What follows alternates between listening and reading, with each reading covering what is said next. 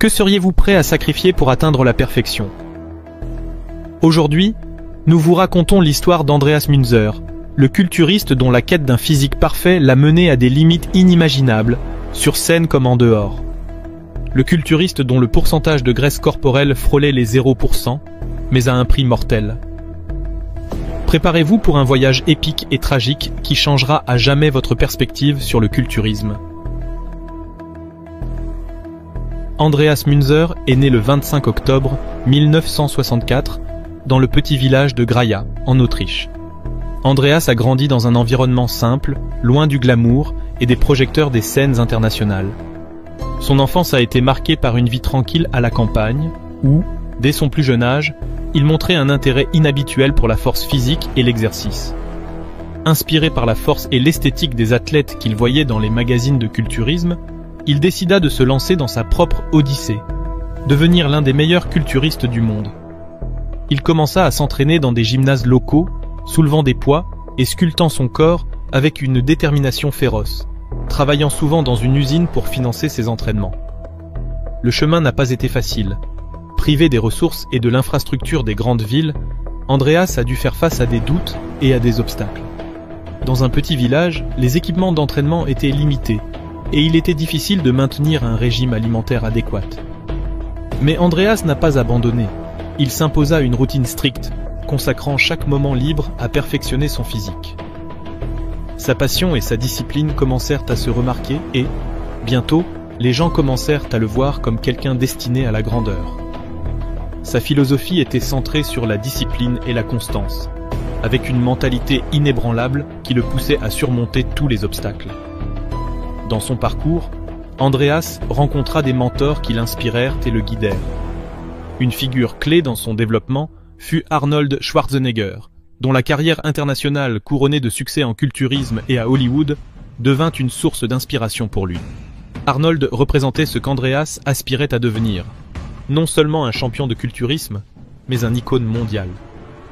Avec cette inspiration, Andreas commença à sculpter son corps avec une dévotion inébranlable, absorbant tout le savoir possible sur l'entraînement, la nutrition et la compétition.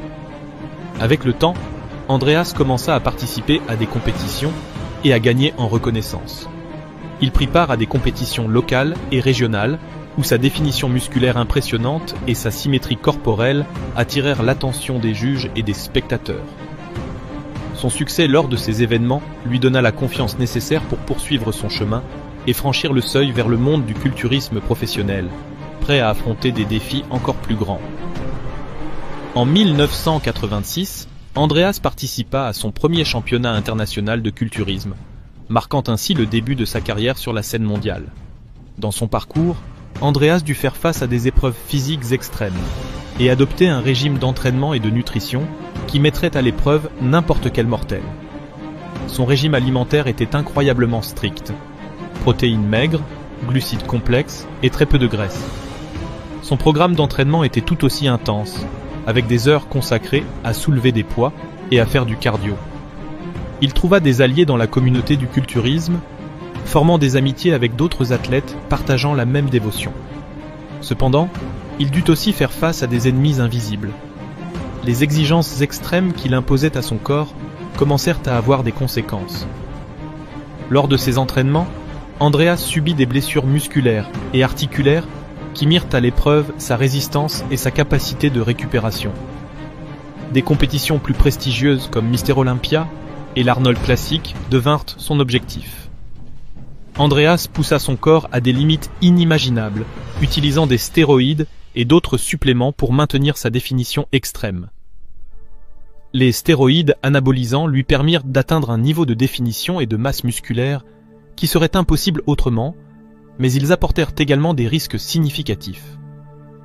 L'utilisation de diurétiques pour éliminer l'eau du corps et obtenir une apparence plus découpée ajouta une autre couche de danger à sa routine déjà intense.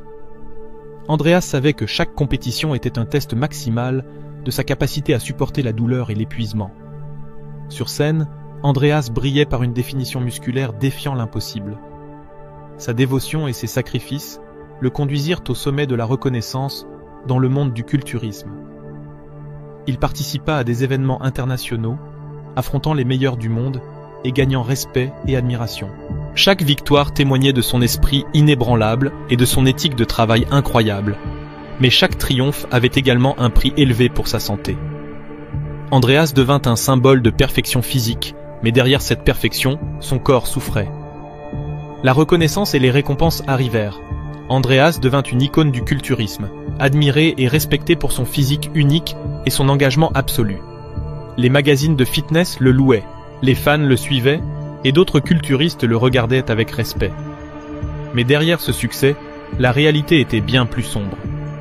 La combinaison de stéroïdes, de diurétiques et du stress constant dégradait sa santé. Andreas commença à ressentir des symptômes alarmants. Douleurs abdominales, fatigue extrême et problèmes hépatiques. Malgré ces signes, il continua d'aller de l'avant, poussé par son désir d'atteindre la perfection et de rester au sommet du culturisme. La gloire a un côté sombre. La santé d'Andreas commence à se détériorer rapidement. Les effets des stéroïdes et du stress extrême sur son corps deviennent inévitables. Il commence à souffrir de problèmes hépatiques et rénaux. Et son cœur ressent également l'impact de l'utilisation constante de substances chimiques pour maintenir son physique. Malgré les signaux d'alerte, Andreas continue à pousser son corps à l'extrême, incapable d'abandonner sa quête de perfection. Son régime quotidien devient de plus en plus dangereux, avec des doses croissantes de stéroïdes et de diurétiques qui mènent finalement à un effondrement systémique de son organisme. Dans ces derniers jours, Andreas se retrouve face à une bataille qu'il ne peut pas gagner avec des muscles ni de la force. Son corps, autrefois symbole de perfection, s'effondre sous le poids de son mode de vie.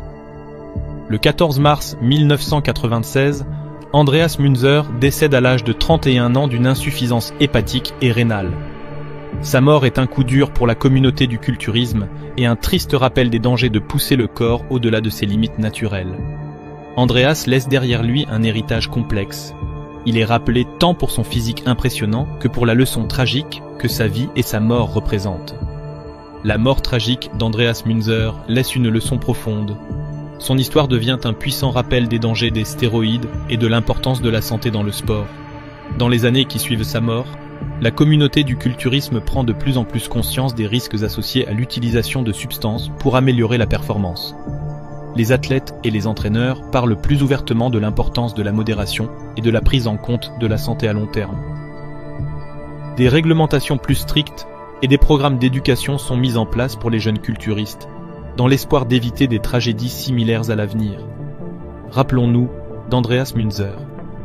Non seulement pour son physique incroyable, mais aussi pour la leçon que sa vie nous a laissée.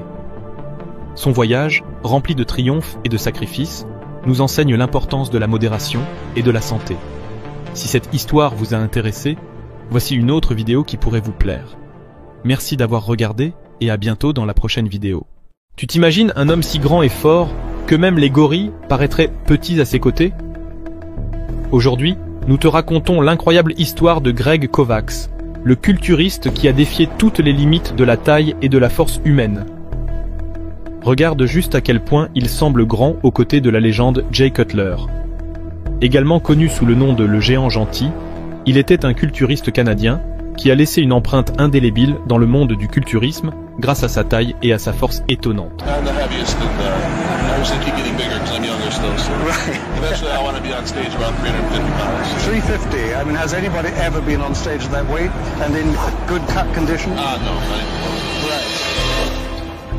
Voici l'histoire de Greg Kovacs, le culturiste le plus grand de l'histoire.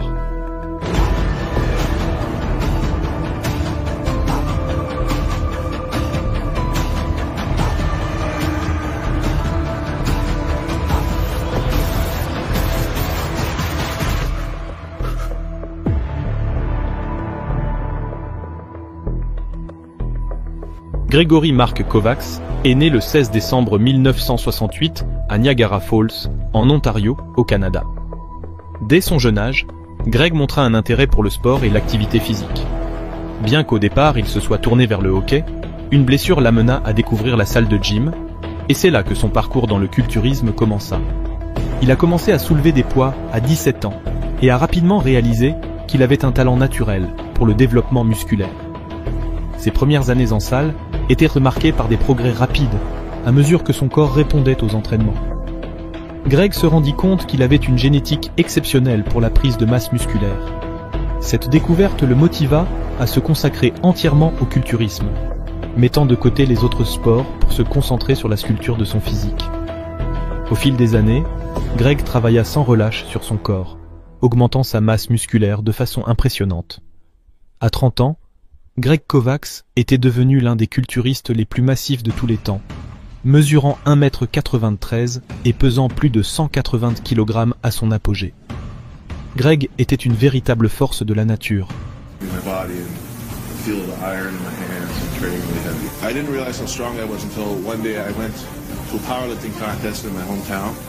And the top bench was 430 pounds, and I looked at the weight and I said, wait a minute, that's not very heavy.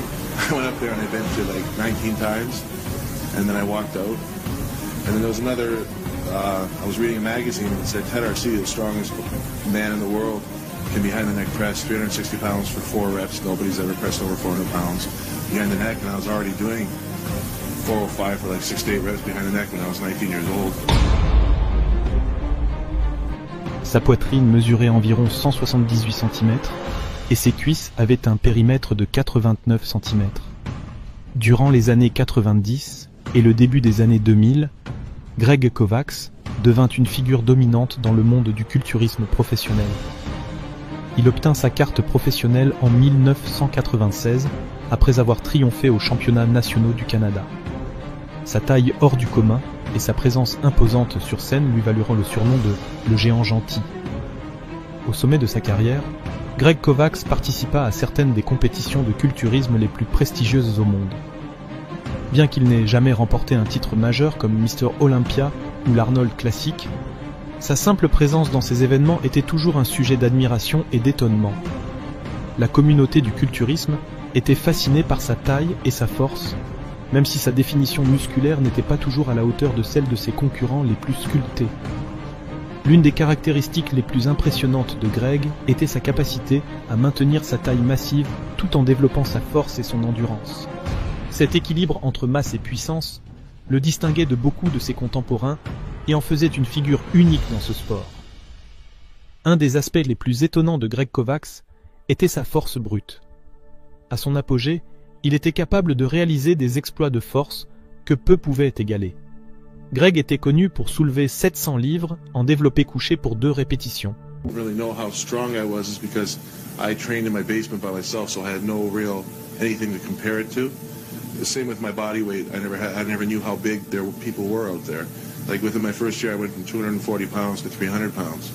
And I guess that's outstanding, but I thought it was no big deal. My parents really didn't think much of it either because I just ate a lot of food and grew. So. Coming up in the sport, I've always had people thinking I would never make it, telling me I'll never make it, I don't have the genetics, I'm just a big oaf, and things like that. The only support I've had in the sport was my parents. They bought all my equipment for me to train at home.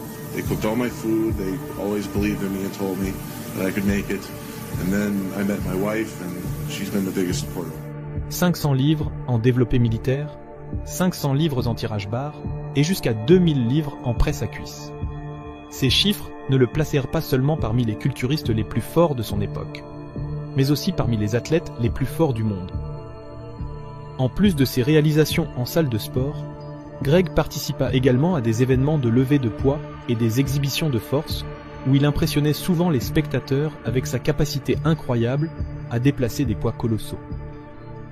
Pour maintenir sa taille colossale et sa force, Greg suivait un régime d'entraînement extrêmement rigoureux.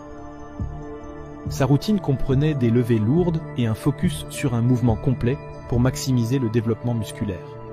Son régime alimentaire était tout aussi impressionnant, consommant près de 10 000 calories pendant sa phase de prise de masse. Lorsqu'il se préparait pour une compétition, il réduisait son apport à environ 5 500 calories par jour. Greg divisait également ses repas en 8 portions plus petites tout au long de la journée, veillant à consommer suffisamment de protéines, de glucides et de graisses saines pour soutenir son entraînement intensif. Malgré sa taille intimidante, Greg Kovacs était connu pour sa personnalité affable et sa disposition à aider les autres. Il est devenu un entraîneur et mentor pour de nombreux jeunes culturistes, partageant son savoir et son expérience lors de séminaires et d'entraînements. Il s'est également lancé dans le monde des suppléments nutritionnels en lançant sa propre ligne de produits pour soutenir les athlètes dans leurs efforts pour atteindre le succès. Au fur et à mesure de sa carrière, Greg a affronté plusieurs défis, y compris des blessures et des problèmes de santé qui ont commencé à affecter ses performances. En 2005, il décida de se retirer du culturisme compétitif pour se concentrer sur ses affaires et entraîner les autres. Cependant, sa taille et l'effort physique que son corps avait enduré pendant des années commencèrent à laisser des séquelles. Greg Kovacs, bien qu'il se soit retiré du culturisme, continuait à utiliser des substances pour maintenir son physique géant, car son seul objectif était de gagner toujours plus de masse musculaire. Dans les dernières années de sa vie, Greg a souffert de plusieurs problèmes de santé, y compris des complications cardiaques, qui ont finalement conduit à son décès le 22 novembre 2013. Le monde du culturisme fut choqué par la nouvelle de sa mort. Greg Kovacs est décédé à l'âge de 44 ans d'une insuffisance cardiaque. Bien que sa vie ait été tragiquement interrompue, l'héritage de Greg Kovacs perdure. Il est rappelé non seulement pour sa taille et sa force, mais aussi pour son dévouement au sport et son impact sur la communauté du culturisme. L'histoire de Greg Kovacs est un témoignage de la puissance de la détermination et de l'esprit humain. À travers sa vie, il a montré qu'avec du travail acharné et de la dévotion, il est possible d'atteindre des niveaux de force et de taille qui semblent impossibles. Bien que sa vie ait pris fin prématurément, son héritage continue d'inspirer les culturistes et les athlètes du monde entier. Greg Kovacs sera toujours rappelé comme le géant gentil qui a laissé une empreinte indélébile dans le monde du culturisme, surpassant même le poids de certains gorilles. Si tu aimes les vidéos de culturisme, voici une que tu pourrais apprécier. Merci de regarder et à bientôt dans une... Dans le monde du bodybuilding, peu de noms évoquent des images de symétrie et de force comme celui de Flex Wheeler, surnommé le sultan de la symétrie. Cet athlète a dominé les compétitions durant les années 1990, captivant le public avec son physique impeccable et sa présence électrisante. Mais derrière la légende se cache une histoire de lutte, de résilience et d'un esprit inébranlable. Comment un athlète aussi dominant a-t-il pu perdre une jambe? Voici l'histoire de Flex Wheeler, un homme qui a défié les probabilités et s'est élevé au-dessus de l'adversité pour devenir un symbole d'espoir et d'inspiration. Né en 1968 dans une famille modeste de Fresno, Californie, Flex Wheeler a connu dès son plus jeune âge les difficultés de la pauvreté et la lutte pour s'en sortir. Son père, ouvrier manuel, peinait à subvenir aux besoins de la famille, tandis que sa mère, femme au foyer, s'occupait de Flex et de ses deux frères cadets. La vie dans les rues de Fresno était difficile, mais Flex trouva un refuge dans le sport. À 10 ans, il rejoignit l'équipe de football de son école, où il se distingua par sa force et son agilité. Cependant, c'est à 17 ans qu'il découvrit le bodybuilding, et sa vie changea à jamais. Attiré par les images d'athlètes musclés et définis dans les magazines de bodybuilding, Flex s'inscrivit dans une salle de sport locale, dans l'espoir de transformer son corps. Au début, il n'avait aucune idée de ce qu'il faisait. Il s'entraînait sans guide ni direction, utilisant des poids trop lourds et réalisant des exercices avec une technique médiocre. Cependant, sa passion pour le bodybuilding était inébranlable. Il passait des heures à la salle de sport, lisait des livres et des magazines, observait les athlètes les plus expérimentés et demandait des conseils aux entraîneurs. La détermination et les efforts de Flex Wheeler portèrent rapidement leurs fruits. Son physique commença à s'améliorer de manière notable et sa passion pour le bodybuilding devint une obsession. À 20 ans, il participa à sa première compétition de bodybuilding et surprit tout le monde en obtenant la 2e place. Ce succès le motiva à continuer à s'entraîner et à perfectionner sa technique. Au fil des années, Flex devint une force dominante dans le monde du bodybuilding. Il remporta de nombreux titres, dont 4 Arnold Classic et 3 vice-championnats du Mr Olympia. Son physique impeccable, sa maîtrise de la scène et son charisme en firent l'un des athlètes les plus populaires et admirés du monde. Sa première apparition au Mr Olympia eut lieu en 1990. Flex Wheeler surprit le public avec son physique impeccable et sa routine électrisante. Bien qu'il ait terminé à la 15e place, son potentiel était évident et marqua le début de son ascension vers le sommet du bodybuilding. La première victoire majeure de Flex Wheeler arriva en 1991 au Arnold Classic. Son physique symétrique et sa maîtrise de la scène lui permirent de surpasser des légendes du bodybuilding telles que Rich Gaspari et Shawn Ray, consolidant ainsi sa position parmi les meilleurs athlètes du monde. Lors du Mister Olympia de 1993, Flex Wheeler atteignit la 2e place, juste derrière le légendaire Dorian Yates. Son physique et sa routine étaient impeccables, prouvant qu'il était prêt à se battre pour le titre le plus prestigieux du bodybuilding. Sa rivalité avec Dorian Yates s'intensifia, et les deux athlètes repoussèrent les limites du physique humain à des niveaux jamais vus auparavant. Flex récupéra son titre au Arnold Classic en 1995, démontrant son pouvoir dans cet événement. Sa victoire consolida sa réputation en tant que l'un des culturistes les plus complets et talentueux de son époque. La bataille la plus épique pour le titre se déroula lors du Mister Olympia de 1998 qui se tint au Madison Square Garden de New York, le 10 octobre. Ce fut une compétition intense dès le début, chaque athlète montant sur scène avec son meilleur physique et sa routine, cherchant à impressionner les juges et le public. Ronnie Coleman, le champion en titre, montra une fois de plus sa domination avec son physique massif et sa routine puissante. Flex Wheeler, bien qu'en train de participer pour la dernière fois, exhiba un physique impeccable et électrisa le public avec son style de posing élégant. À la fin de la soirée, Ronnie Coleman conserva son titre de Mister Olympia, battant Flex Wheeler par une marge étroite. Bien que Flex n'ait pas remporté le titre, il reçut une ovation debout du public pour sa performance incroyable et son héritage dans le bodybuilding. Flex Wheeler était connu pour son approche intense et précise de l'entraînement. Il se concentrait sur des exercices composés travaillant plusieurs groupes musculaires à la fois, en utilisant une gamme de répétitions et de poids pour stimuler la croissance musculaire. Sa routine d'entraînement était exigeante, mais aussi variée, ce qui lui permettait d'éviter le stagnation et de maximiser ses résultats. Il suivait un régime strict et contrôlé pour nourrir son corps et soutenir son entraînement. Son alimentation se basait sur des protéines maigres, des glucides complexes et des graisses saines. Il consommait également une grande quantité de fruits et légumes pour obtenir des vitamines et des minéraux essentiels. À mesure que les compétitions approchaient, il réduisait son apport calorique et en glucides pour affiner son physique. En 1994, la vie de Flex Wheeler prit un tournant inattendu. Un grave accident de voiture le laissa avec de multiples blessures, dont une fracture de la colonne vertébrale qui le mit au bord de la paralysie. Les médecins lui dirent qu'il était possible qu'il ne marche plus jamais. Cependant, Flex ne se rendit pas. Avec une détermination inébranlable, il entama un long et difficile processus de rééducation. Il passa des mois à l'hôpital, endurant des thérapies et des chirurgies douloureuses. Son esprit indomptable et sa volonté de faire l'aidèrent à surmonter les adversités, et contre toute attente, Flex réussit à remarcher. Bien qu'il ait surmonté l'accident de voiture, la vie de Flex Wheeler ne fut pas exempte de défis. En 2000, on lui diagnostiqua une glomérulosclérose focale et segmentaire, une maladie rénale menaçant de mettre fin à sa carrière et à sa vie. Les années suivantes furent marquées par une lutte constante contre la maladie. Flex subit de multiples chirurgies et traitements, affrontant chaque défi avec courage et optimisme.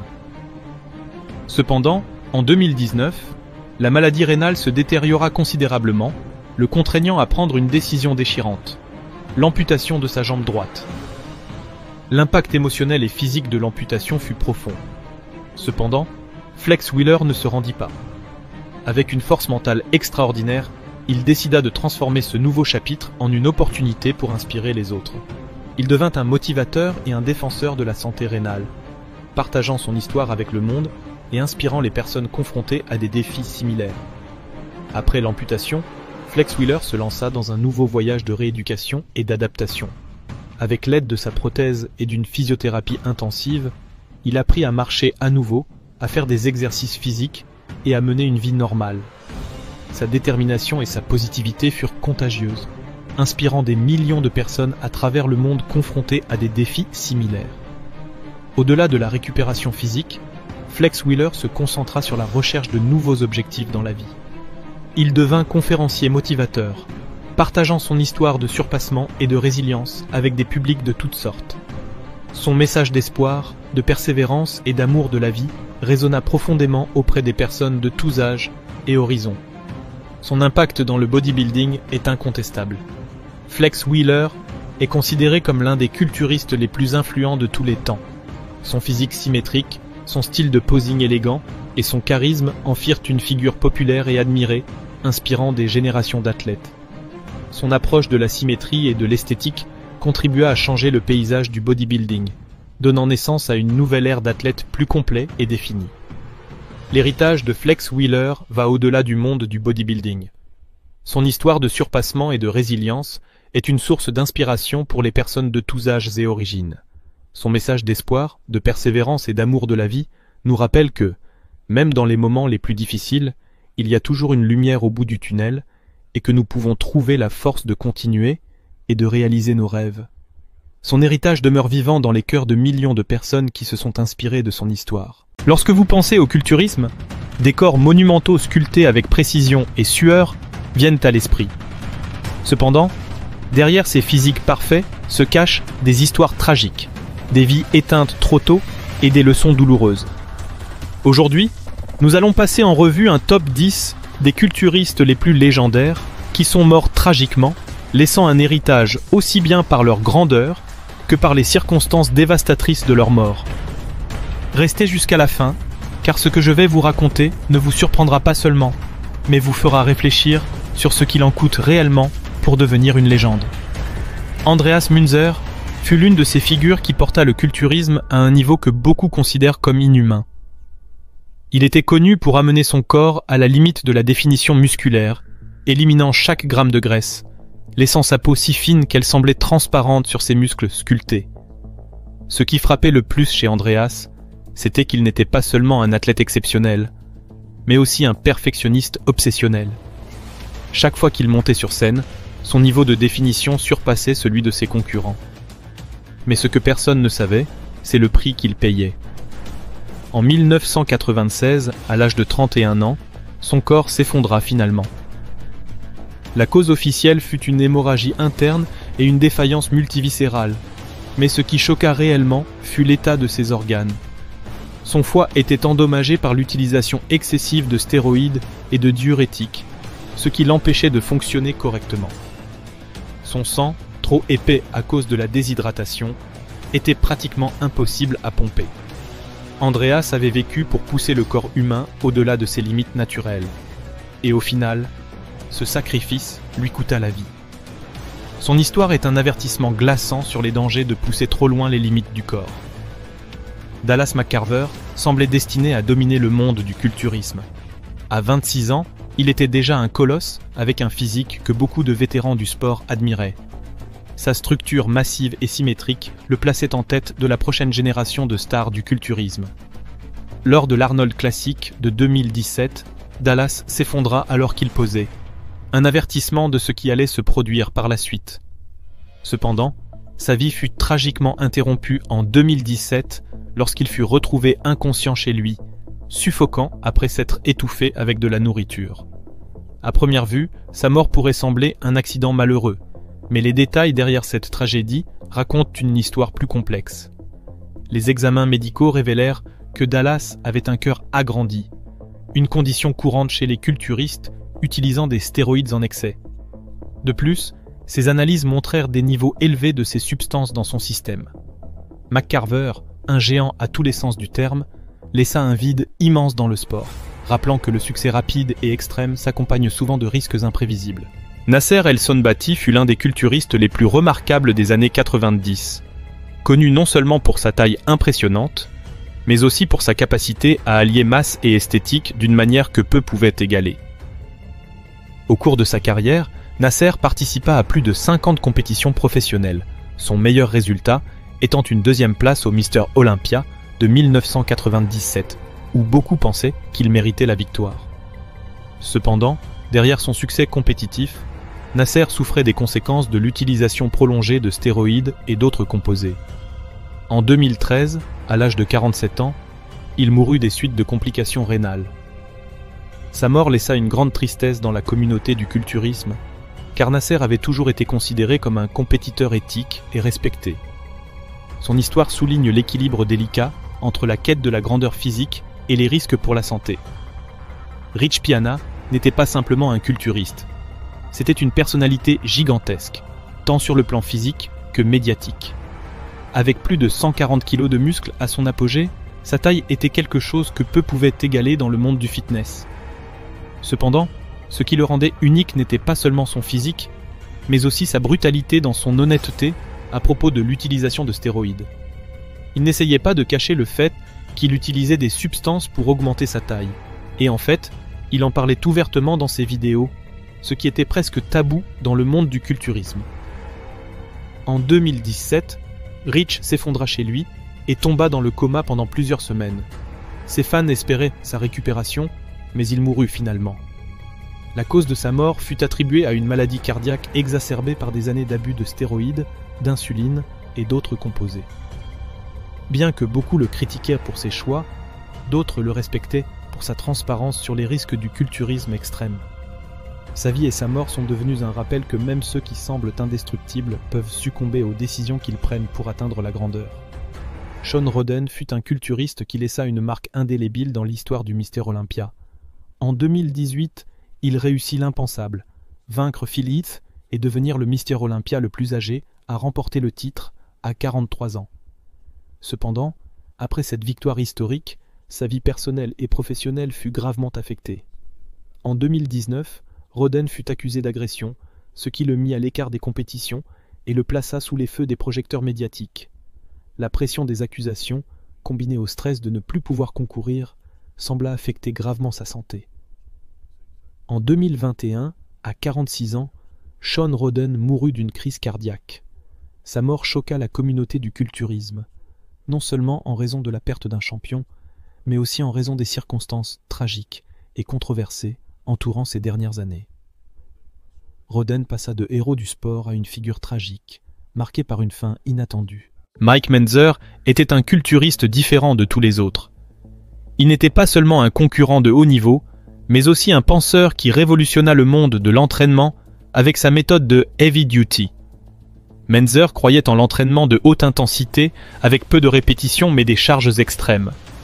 Son approche philosophique du culturisme fit de lui une figure unique, et sa victoire au Mr Universe en 1979 le plaça parmi les meilleurs.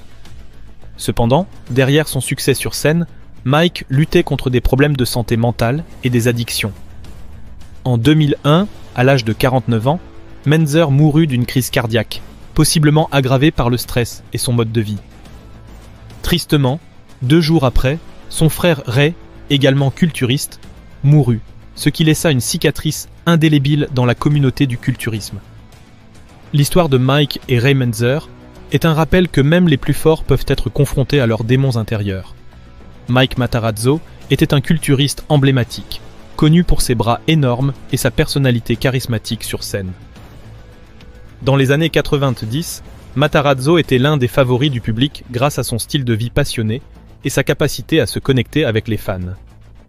Cependant, sa carrière a été marquée par de graves problèmes de santé, en particulier liés à son cœur. Durant sa carrière, Mike Matarazzo fut un exemple de force et de dévouement, avec une personnalité aussi impressionnante que ses muscles. Pourtant, sa vie fut une lutte constante contre des problèmes de santé qui se sont aggravés avec le temps. Après s'être retiré du culturisme, il a souffert de plusieurs crises cardiaques et a subi un pontage coronarien. Bien qu'il ait tenté de changer son mode de vie, les dégâts étaient déjà irréversibles.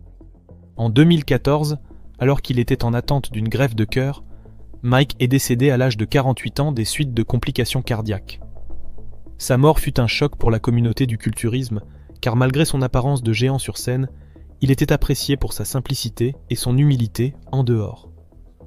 Matarazzo est rappelé comme l'un des guerriers de fer qui, malgré sa puissance physique, n'a pas pu gagner la bataille contre son propre corps. Greg Kovacs fut l'un des plus grands culturistes de tous les temps, non seulement en termes de renommée, mais aussi de taille physique.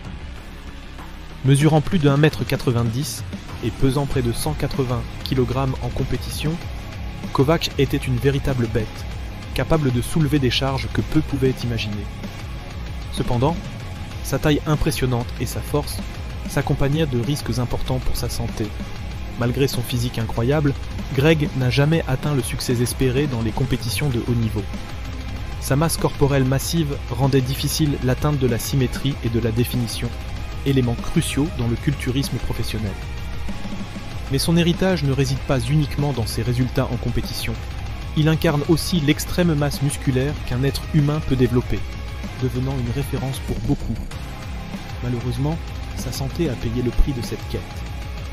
En 2013, à 44 ans, Greg Kovacs est décédé d'une crise cardiaque, conséquence directe de l'usage abusif de stéroïdes, d'insuline et d'autres substances.